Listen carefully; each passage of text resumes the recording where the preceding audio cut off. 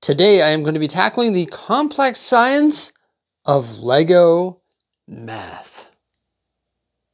The plan is to go buy a bunch of these Lego IKEA boxes because I need to build a mountain and a ski slope, or maybe the ski slope over here and the mountain over here. So in addition to that complex math equation, I also have to answer that question as well, because I'm not sure if the ski slope will be better over here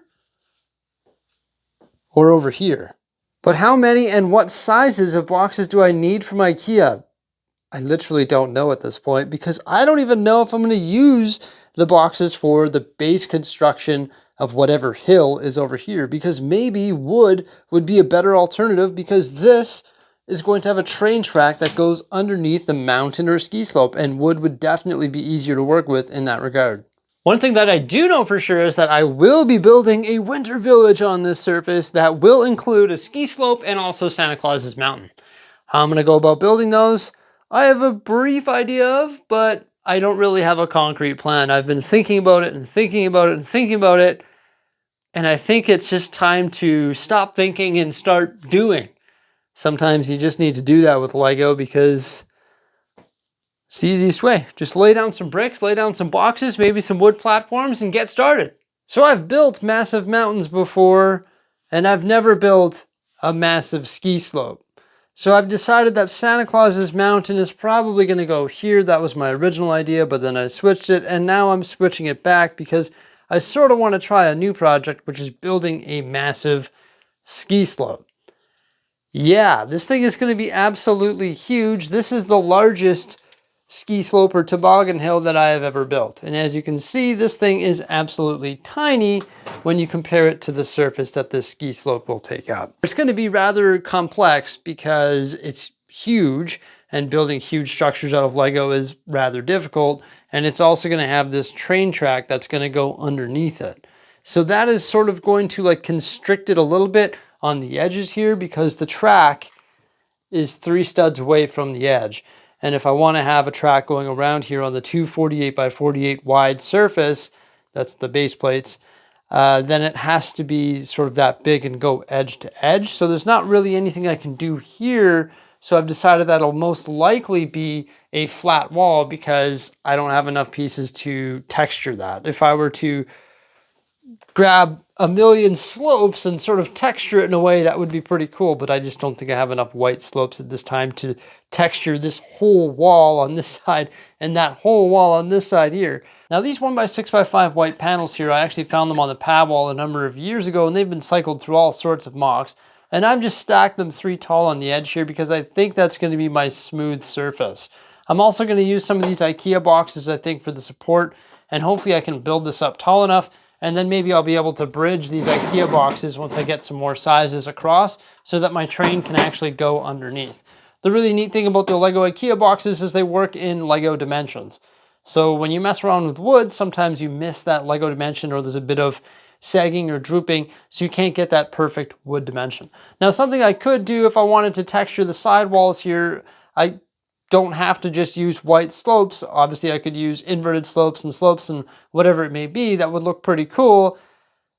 I could also use these down here. The issue is I have a limited number of those right now, and the majority of them are going to go towards Santa Claus's mountain, which is going to go over there. So if I go ahead and I use all of those rock panels on the side wall here, then I'm like, okay, well now I have no pieces for Santa Claus's mountain. What am I going to do? So I'm just trying to work with the pieces I have, and if this has to be a flat white wall for now, then, well, I guess for now would mean forever, then it is what it is. I think if this is a flat white wall leading up to this ski slope up here where we got some green runs and some black diamonds, and then maybe some rocks inside and some trees and maybe like a meandering run or something like that. I have no idea what it's going to look like, but I'm excited to see the final product. But I'm just going to walk you through this enduring process that I'm going to go through here, because there's going to be a lot of learning involved, and I'm excited to see where it goes, to tell you the truth. So I'm getting the layout going, and I'm at the point where I pretty much just need to go to IKEA to get more of these containers, because without the containers of the risers, I'm unable to add the elevation to the ski hill. I'm going to tell you the deep down honest truth right now. I do not feel like going to IKEA. I don't know why. I just don't feel like it. I don't want to go outside. That's funny as a YouTuber. I don't want to go outside. But honestly, like over the last few days, I've been battling this sickness and I'm finally through it and I'm like, I don't want to go outside. I haven't had caffeine in 3 days because I was told not to have caffeine with this stomach bug that I've had. And I think I might go have my first coffee that I've had in 3 days and maybe that'll give me the courage to go to IKEA. Does it require courage to go to IKEA? No, it definitely does not. I reduced these wall panels to 2 tall. I added a brick to the bottom and also to the top that locked in my boxes here on the left side.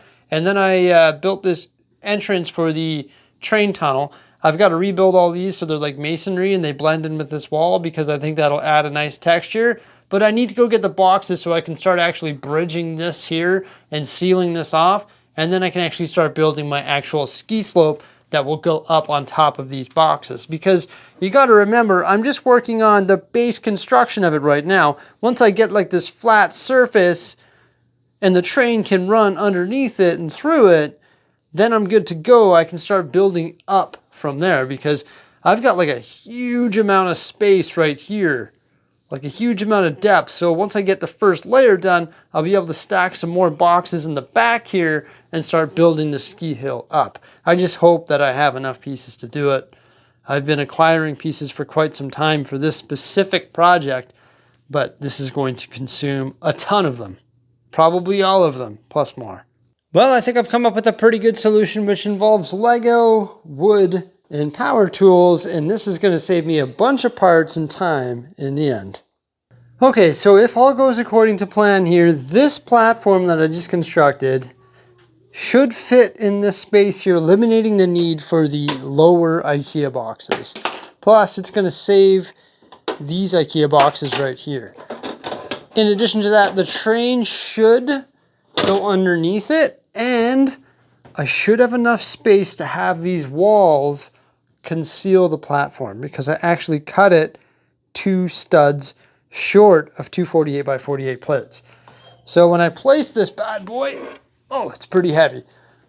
But when I place it in here, I hope that dream comes true. So yeah, it looks like this is going to cover the platform and also like the wood up here. Same with this panel on the back and same with this side panel here. And we'll see if the train will pass underneath here. I would say it probably is going to. Yep. So that'll fit under there. Perfect. It's a bit close to that leg. Maybe I can move that leg over an inch or so. But that is definitely going to save me a lot of time, energy, and grief just dealing with the Lego. Oh my gosh. Like, can you imagine me having to like use plates and go over top? It would just consume so many pieces. It's not hard. It just consumes so many pieces. And it's just so unnecessary when I have a garage full of wood. Sweet. Plus now, maybe I don't have to go to IKEA today. Although I probably should. So what I decided to do was actually place the wood platform right on top of the base plates, and I actually put some tiles down there so it sits flat on those tiles. Now, unfortunately, this is not perfect because, like I mentioned earlier, I don't like working with wood because of drooping and sagging or whatever it may be, and I am not a finished carpenter, so I can't build finished products. As you can see right here, it's like perfectly flush with these studs, which I'm actually not a huge fan of. I guess I could attach like any standard plate and then it would go flush with the top of the platform, but base plates don't actually attach to that.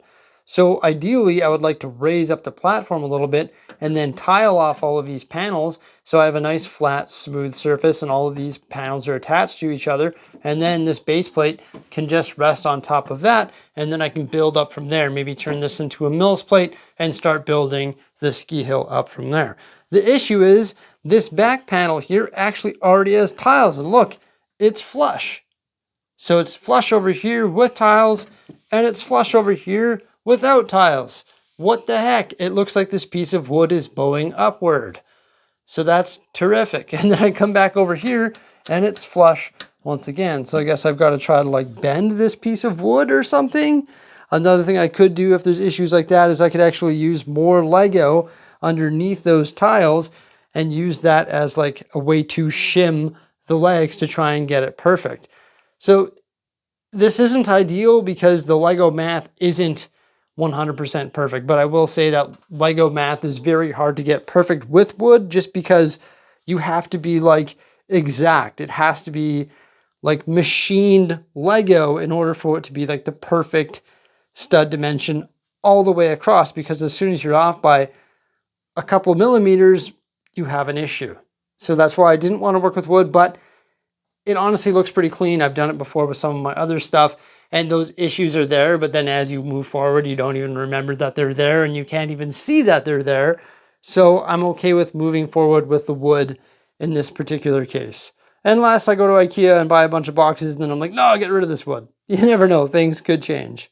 I honestly just think that with like the train tunnel, it's easier to work with wood because there's just so many gaps I would have to bridge with Lego, and then I'm willing to do the rest with IKEA boxes, and included in that is Santa's Mountain. But with the train, it's just so much easier to build a wood structure. So I've pretty much spent half, maybe even 3/4 of, so today I pretty much spent half, maybe even 3/4 of my day sitting here and just staring at studs, trying to figure out how I'm going to lay this ski slope out. When I first started this video, I didn't even know where it was going to go. Like, is it going to go here or is it going to go over there? I didn't even know, right? So it took a long time for me to try and figure out where and how I'm going to build this.